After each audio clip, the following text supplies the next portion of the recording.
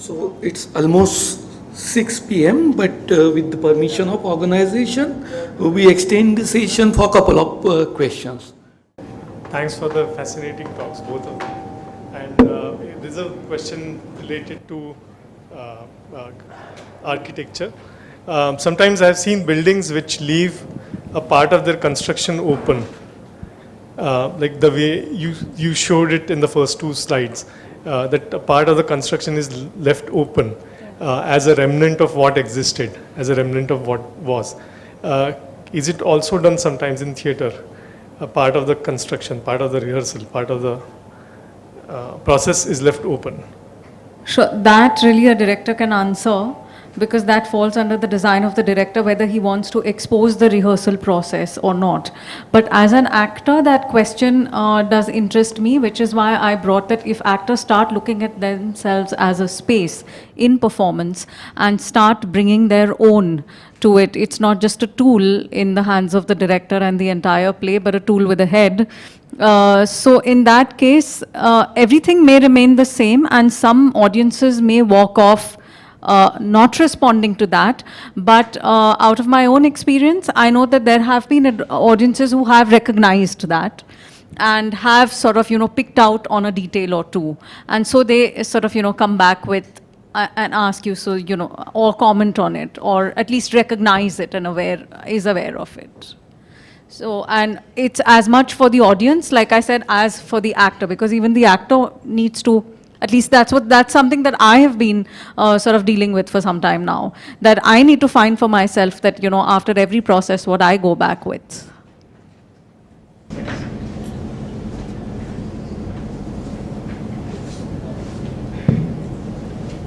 So isn't that Take what... microphone, it's being recorded. It's okay. So isn't that what... okay.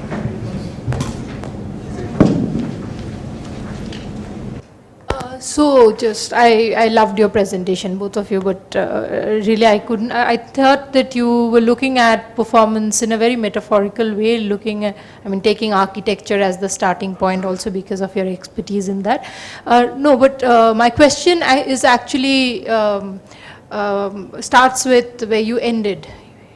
So wouldn't you call that improvisation?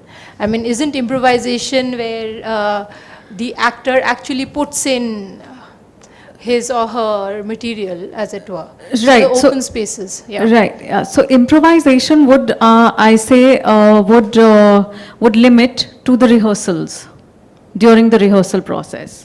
And then after a series of improvisations, you actually start picking out from your bank of improvisation and then start setting it and designing it and crafting it on yourself. That's what I'm talking about when I'm talking about a space designed in performance. So by the time you reach the stage of performance, you've chosen from your set of improvisations. So definitely it starts with improvisation, but then it's about deciding, it's about being aware, it's a considered decision that yes, this is what I want to pick out and this is how I want to design myself in this bit. Can I say something more? Yeah, please, please. So this is for Zuleikha actually. From there I can see where she ends, in the sense that that's the improvisation, and for the performance you have already created it and you have taken it to the performance. But in your case I saw that you don't really lock it. I haven't seen your performances, and I was trying to visualize what you might have done with the Bhawal case performances. So you said that you actually invite experts to come and speak. So I am assuming that you are giving them questions or threads to improvise, as it were, and you leave it to them to, take it forward. Did I? Yeah, with both the trial pieces, actually, it's all extremely tightly structured in one sense, in the sense that I've normally spoken to the expert witnesses. We've already decided, because actually in 15 minutes, so the entire testimony is not more than 20 minutes. So 10 minutes or 7 minutes is normally the reading from the original testimony, and there's a cross-examination which I have already structured from my conversation with them and their conversation with the lawyer and our conversations with the lawyers. So it's nothing that I generate. It is what they have said, and it's just sort of brought into a cohesive set of one or two ideas, because each expert witness needs to be making a point, or they always do have a point to make, and the work with me is to sharpen and tighten the point. And the cross-examining lawyer, because it's a cross-examining lawyer, is always on an attack, right? So how is that framed? I mean, I have a section from the landscape video that I can show that will actually show you the way it pans out. Essentially, everybody goes onto the floor, so these are one-day events or 2 days. It will go on now to being 3 days. So the retrial will now, in the next version, be 3 days. The lawyers and the judge will remain the same, but the issue each day will be different, and so the expert witnesses will be different, but at the end of each day there will be a judgment. So essentially everybody goes onto the floor with a text. There is a script already in place by the time we go to the floor, not for people to say, not for people to read it out, but just as a reference, like we have reference notes here.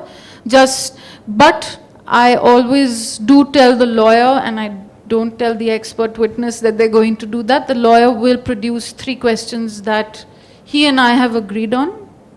But the expert witness has no idea. So they haven't rehearsed it together?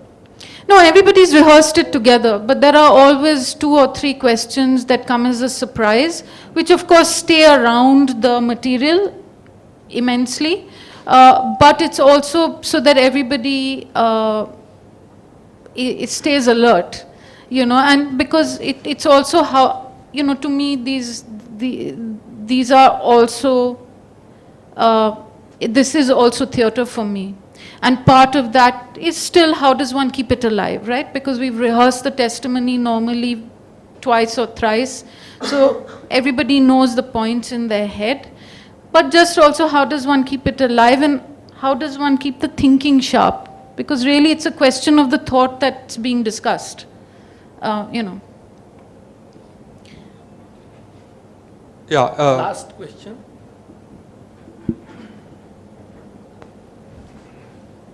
I really like the concept of listening to the surroundings instead of just going there and starting construction. But when we think of a play and repeating it at multiple locations, the standardization comes from that point of view, I think.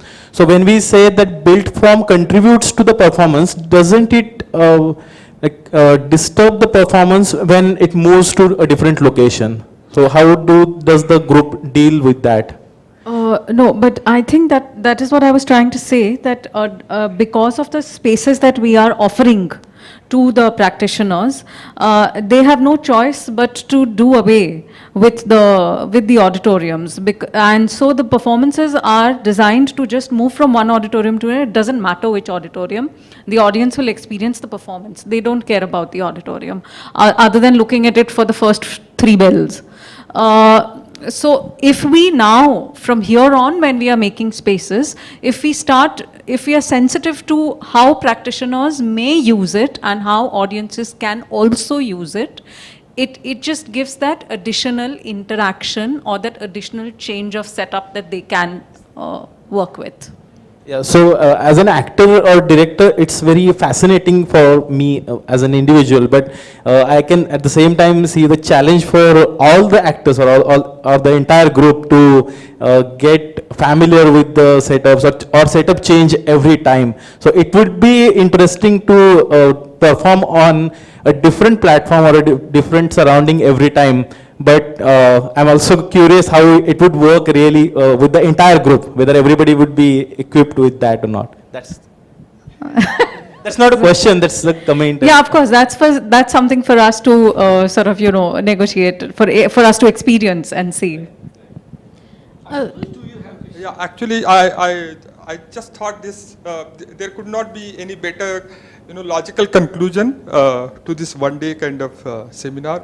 And just I wanted to pick up from what Zuleikha, and also I wanted to ask you a question. So when you say this is also theater for me, so you just like made that observation, or like what you call, you said that. So basically what I am also trying to understand here is that there is something called theater. That's Is there? No, I'm just asking. So what is that? So how do you look at this kind of your process of creating narrative? So you are crafting something, you are also getting into different disciplines at a point, and you are also kind of very fluid when it comes to your practice, because I have been seeing your work for some time. So then when you say like this is also theater for me, so are you also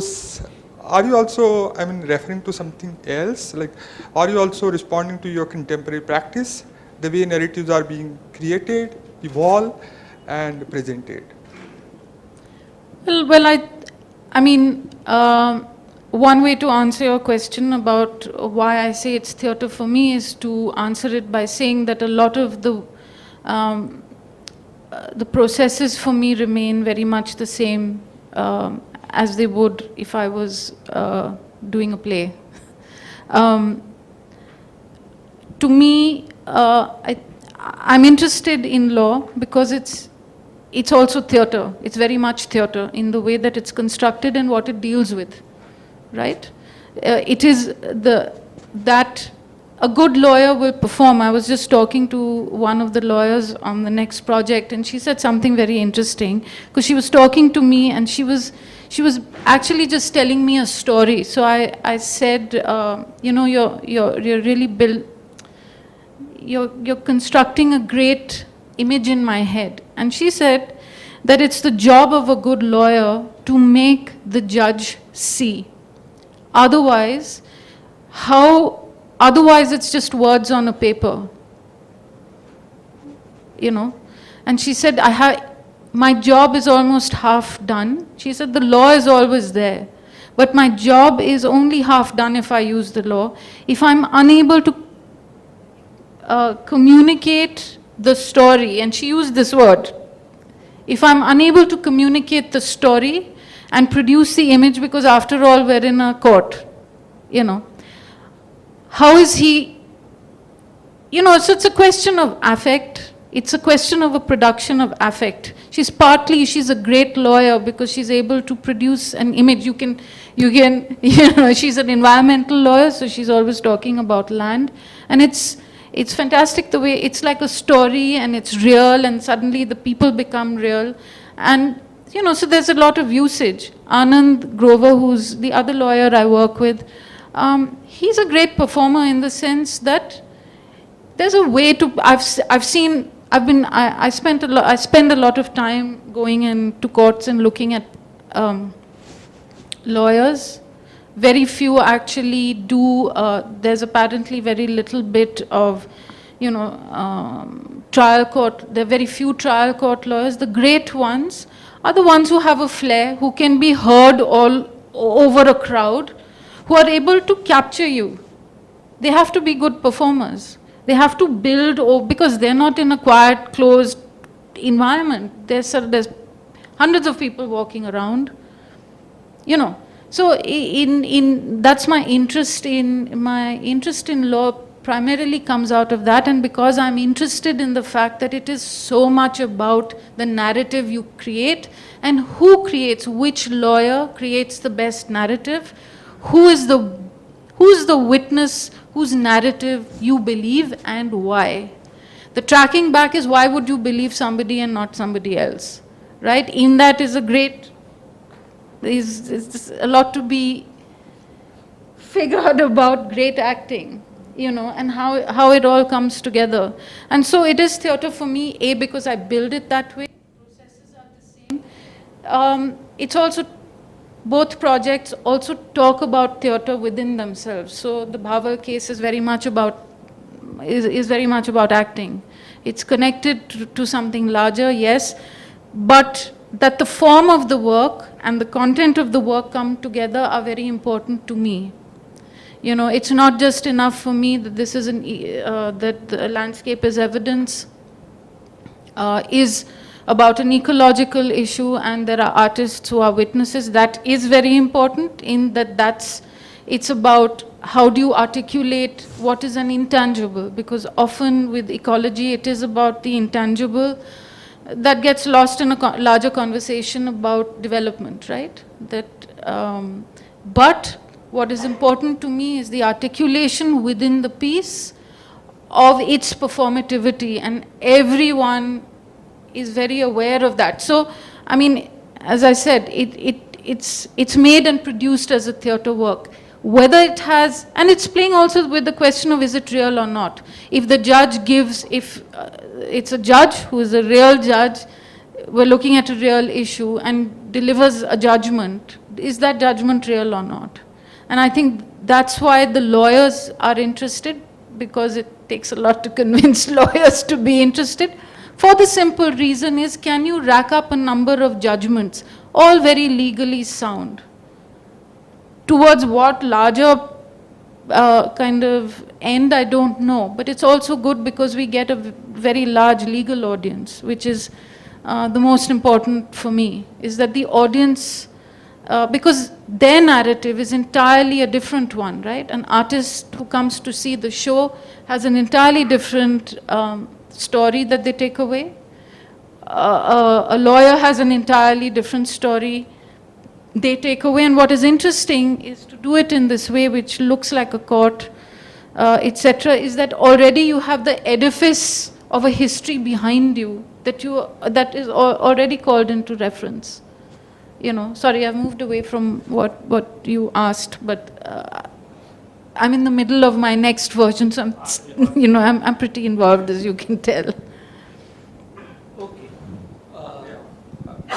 We end here this session. I thank both of the speakers, and without wasting time, I invite Ramu to conclude